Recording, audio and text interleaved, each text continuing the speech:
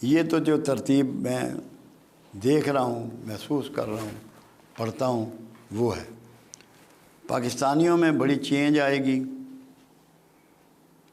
غربت یہاں کبھی نہیں ہوگی. ابھی بھی اگر کوئی یہ کہے کہ پاکستان غریب ہے یا لوگ غریب ہیں، اس سے بڑا جھوٹ کوئی نہیں. کیونکہ میں 1964 سے فگر نکالتا ہوں، جو کچھ ایک عام شہری کے پاس، ایک پاکستانی کے پاس سامان و دیگر سہولتیں 64 میں تھی، اس سے 4 گنا سے 6 گنا ہیں اس کے پاس. جی بالکل ہے. صرف ہم ناشکرے ہو گئے ہیں ہر وقت اللہ کے موسم کا، اللہ کے پھلوں کا، سبزیوں کا، گوشت کا، دودھ کا، انڈے کا. حکمرانوں کا شکوہ کرتے ہیں، یہ نہیں سوچتے. اب جیسے حکمران ہی ہیں، ہم یہ سمجھ رہے ہیں کہ یہ خود آ گئے یا ان کو فلاں ووٹوں نے بنا دیا. قرآن تو یہ نہیں کہتا. قرآن تو کہتا ہے جس کو چاہوں معزول کروں، جس کو چاہوں حکمرانی دوں. جب یہ فیصلہ اللہ کے پاس ہے تو ہمیں اللہ کے فیصلے سے ڈفر کرنے کی ضرورت کیوں ہوتی ہے؟ بالکل ٹھیک بات. ہمیں نہیں ہونی چاہیے. یہ بغاوت ہے اللہ سے. جب کملی والے کی ایک سٹیٹمنٹ موجود ہے، تم پر اگر ایک نک کٹا حبشی بھی حکمران بنا دیا جائے تو تم نے اس کی بھی فرما برداری کرنی ہے. نک کٹے حبشی کا لفظ میرے آقا لے رہے ہیں. تو اس لیے ہمارے ہاں جو جھوٹی بغاوت ہے نا، کہ ہر چیز کو برا کہنا، ہر چیز کی مخالفت کرنا، یہ جائز نہیں ہے. یہ نہیں کرنی. شکوہ نہیں. لوگ شکوہ چھوڑ دیں. میں یہ یقین سے آپ کو بتاؤں، یہ زمین آپ کو وہ خزانے اگلے گی جو کچھ سوچ نہیں سکتا. سونا، چاندی، تانبا، پیتل، پلیٹینم، گیس، پیٹرول، زمرد، یاقوت، سب اگلے گی. اللہ پہ شکوہ چھوڑ دیں.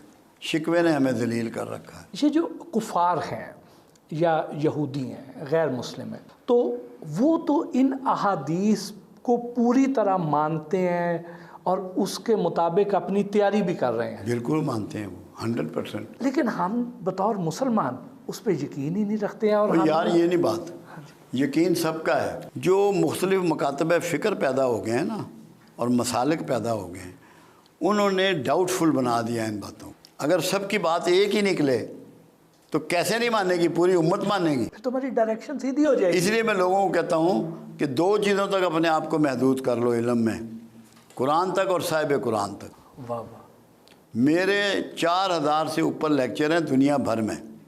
میں آکسفورڈ میں بھی خطاب کر کے آیا ہوں، اسٹاف کالج کوئٹہ بھی خطاب کر کے آیا ہوں، ISPR میں بھی کیا ہے، ہائی کورٹ میں بھی کیا، چھوٹی کورٹوں میں بھی کیا، فوج کے بے شمار اداروں میں کیا. تعلیمات کا کوئی یونیورسٹی ایسی نہیں جہاں ایڈریس نہ کی ہو.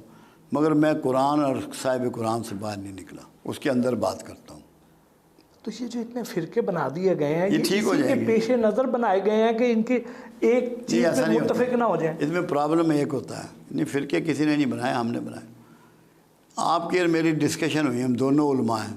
ایک دوسرے کو دلیل دینے کے باوجود ہم نے ایگری نہیں کیا. وہ آگے اپنے اسٹوڈنٹ کو بات بتا دی، وہ ایک فرقہ پیدا ہو گیا، وہ ایک سوچ پیدا ہو گئی. اگر ہم یہ سوچ لیتے کہ میری وجہ سے امت میں تفرقہ پھیلے گا اور میں اپنی بات نیچے کر لوں، میں لسے پیودہ پتر بن جاؤں، تو یہ نہ ہوتا.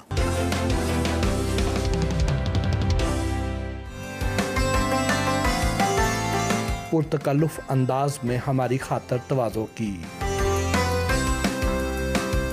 آج کل ہمارے پاکستان کے زیادہ تر لوگ سخت مایوس ہیں، گھبرائے ہوئے ہیں، ملک چھوڑ کے جانا چاہتے ہیں. وہ کہتے ہیں یہاں پہ ہمارا فیوچر نہیں ہے.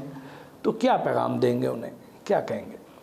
جہاں تک فیوچر کی بات ہے، ویسٹ میں فیوچر نہیں ہے جہاں لوگ جا رہے ہیں. کیوں؟ ان کے سائنسدانوں سے پوچھ لو.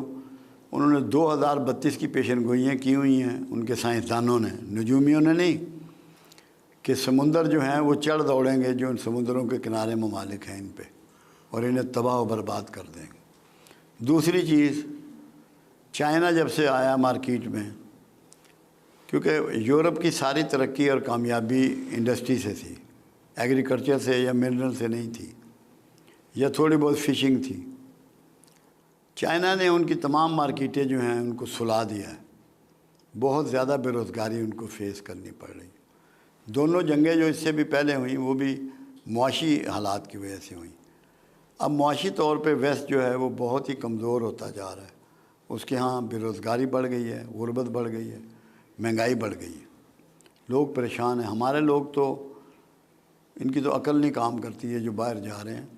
میں ہر ایک کو منع کرتا ہوں کہ تمہارے پاس یہاں کھیت موجود ہے، جس کے پاس پروڈکشن یونٹ موجود ہے اسے کیوں بھاگنا ہے ملک سے؟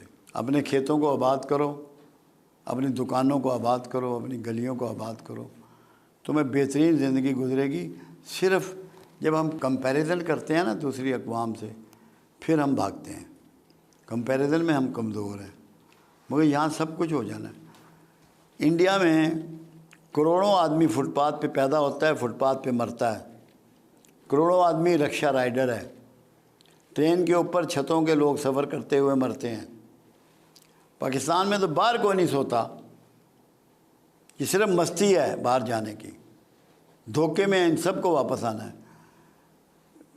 دور فتن کی حماد بن نعیم بن حماد کے مجموعے کی ایک احادیث ہے جو آج کل یہ اوریہ کبھی کبھی کوٹ کرتا ہے۔ پوچھا گیا یا رسول اللہ صلی اللہ علیہ وسلم آخر زمانہ میں فرنگیوں کے ملک ہوں گے؟ فرمایا بہت سے ہوں گے۔ کیا ان میں مسلمان بھی ہوں گے؟ فرمایا بہت لوگ وہاں مسلمان ہوں گے، مگر آخر زمانے میں ان کو قتل کیا جائے گا۔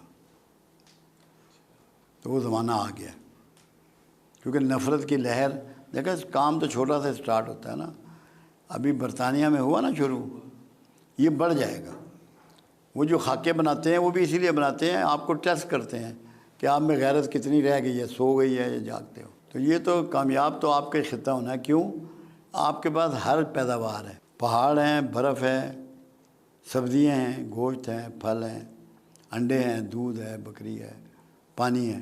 کوئی چیز ایسی ہے جو آپ کے پاس نہیں؟ آپ کو صرف IMF سے پیسے ہی لیتے ہیں نا کہ کوئی سامان لیتے ہیں، سامان تو آپ کے پاس موجود ہے۔ وہ تو مس مینجمنٹ کی وجہ سے اور کرپشن کی وجہ سے ہم ذلیل ہو رہے ہیں، ورنہ تو کوئی ایسی بات نہیں ہے۔ یہاں ہر چیز بازار آپ کے بھرے ہوئے ہیں یا نہیں؟ کوئی چیز آپ چاہیں کھانا پینا پہننا تو آپ کو دقت ہوتی ہے، تو پھر پاکستان میں کوئی دقت نہیں۔ اور یہ کب تک بہتری کی امید؟ میرا اندازہ یہ ہے کہ اس سال میں بہتری شروع ہو جائے گی، آخر میں 2024 کے آخر میں پاکستان بہتری کی طرف چل پڑے گا، اور 2025 میں آپ اس کا نظارہ خود کریں گے۔ واہ ماشاء اللہ۔ مجھے تو کوئی دھوکہ نہیں، وہم نہیں ہے۔ اور اس کے بعد پھر یہ آگے بڑھتا رہے گا یا پھر کہیں بڑھے گا؟ پیچھے، اب پیچھے ریورس نہیں ہے، پھر تو آگے ہی ہے۔ واہ، یہ تو آپ نے بڑی اچھی امید دی۔ نہیں بالکل، مجھے کوئی ڈاؤٹ نہیں اس بارے میں، کیونکہ وجہ یہ ہے نا، کچھ ایسے اللہ بندے دے دے گا، ایک ہی بندہ چاہیے ہوتا ہے۔ عمر مل گیا تھا نا امت کو، مل گیا۔ عمر فاروق رضی اللہ تعالیٰ عنہ، تو نقشہ بدل دیا امت کا، یا ان تمام اصحاب رسول نے جن کو چانس ملا۔ بہت جلدی کوئی پازیٹیو چینج آنے والی۔